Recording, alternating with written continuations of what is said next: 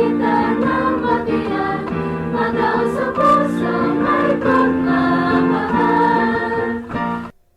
Roma 13:11-14. Ngayon oras na upang magising kayo sa pagkakatulog. Ngayon na higit na malapit na sa atin ang kaligtasan kaysa noong tayo'y sumampalataya ng una. Malalim na ang gabi at ang araw ay malapit na.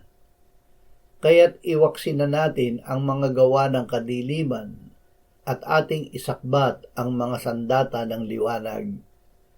Lumakad tayo ng maayos gaya ng sa araw, huwag sa kalayawan at sa paglalasing, huwag sa kalasuan at sa kahalayan, huwag sa mga away at paninibugho. Kundi isuot ninyo ang Panginoong Hesukristo at huwag ninyong paglaanan ng laman upang masunod ang mga pagnanasa nito.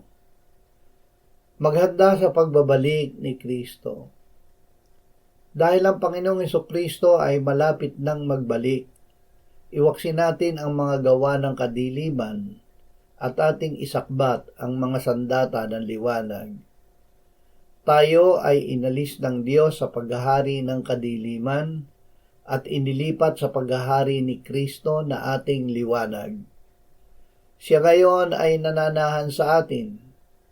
Sa Kanya at sa Kanyang kapangyarihan tayo humawak upang manatili sa pananampalataya sa Kanya at upang maipamuhay ang buhay na walang hanggan na kaloob niya sa atin habang siya ay ating hinihintay. Karapatan natin lilimutin, may araw na Pasko dahil kay Kristo.